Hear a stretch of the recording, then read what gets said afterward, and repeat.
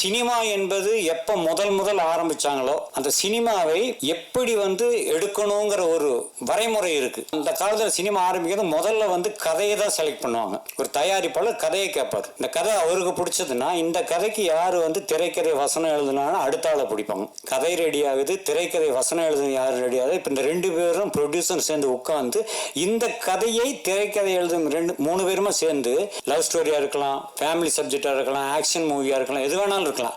ஆனா இதை யாரு இயக்கினால் நல்லா இருக்கும். அப்ப டைரக்டர் செலக்ட் பண்றாங்க. ஆக கதை, திரைக்கதை வசனம், அதன் பிறகு இயக்குனர், இந்த 3 பேரும் சேர்ந்து ப்ரொடியூசர் உட்காந்துட்டு தான் இந்த கதைக்கு யாரு ஹீரோ, அப்புறம் இந்த கதைக்கு ஹீரோயின் யாரு, அப்புறம் சப்போர்ட்டிங் கேரக்டர் யாரு, இந்த குரூப் உட்காந்து டிசைட் பண்ணி தான் ஒரு படம் எடுப்பாங்க. இதான் ஃபார்முலாவா இருந்தது.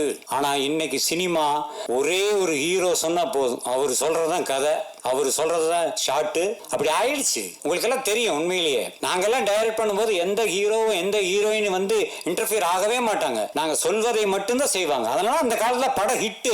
இன்னைக்கு எல்லாத்துலயும் மூக்க நுழைக்கிறது செல்ஃபிஷ். என் சீன் நல்லா இருக்கும், நான் நல்லா இருக்கணும், இருக்கக்கூடாது. ஒரு திரைப்படம் என்பது எல்லாரையும் நம்பி, அந்த யூனிட்டியை நம்பி எடுக்கிறது தான் திரைப்படம். ஸோ செல்ஃபிஷை விட்டுறணும். எந்த ஹீரோவா இருந்தாலும் சரி, எந்த ஹீரோ தப்பா நினைச்சா இப்ப நான் கவலையப்பட மாட்டேன். எதற்கு ஒரு படத்துடைய வெற்றி என்பது கதை தான். அதை எல்லாரும் நினைச்சு பார்த்துக்கணும் முதல்ல. இப்போ வருங்காலத்தில் வர்ற எந்த இயக்குனராக இருந்தாலும் சரி, எந்த நடிகராக இருந்தாலும் சரி, ஃபர்ஸ்ட் கதை ஓகே ஆகணும்.